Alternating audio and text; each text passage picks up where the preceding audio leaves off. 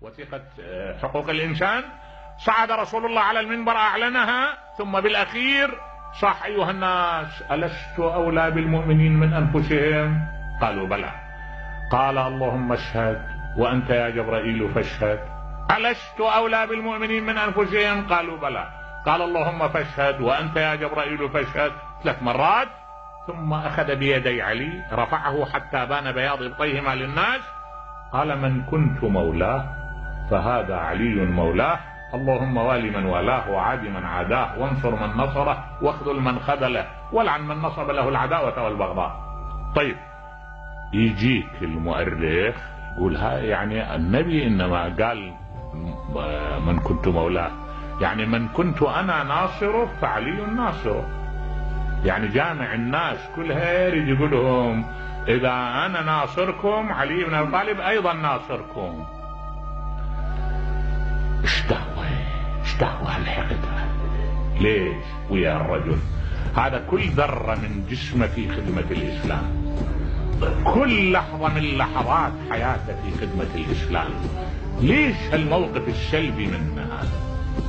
وأكد لك وحياتك والله ما يضير هذا الرجل، لكن يضيرنا إحنا. أرجوك لو أريد أنحرف أنا عن علي بن أبي طالب شو يصير؟ يعني ينقص؟ لا والله ما ينقص، لا وحياتك، لأن هذا الرجل الله عز وجل أحبه وأغدق عليه حبه.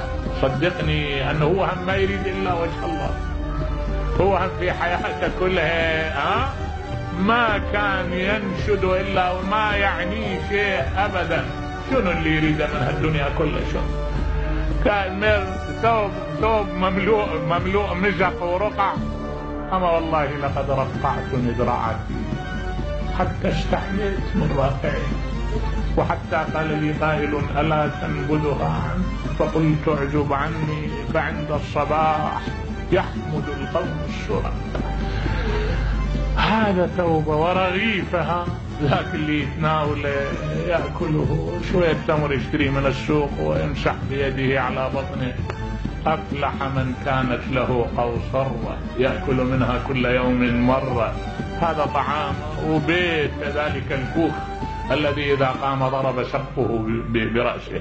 شيخ من لكن انتزع من الحياة، انتزع من الحياة الألق الذي لا يخفو. سيبقى علي ألقا بالعيون وفكرة بالرؤوس، نعم، وموقفا عند الأحرار. فإذا في واقع ما يعني وحياتك ما يعني أن يعادي أحد أو يغمض حق، أبدا. هو كل ما يريد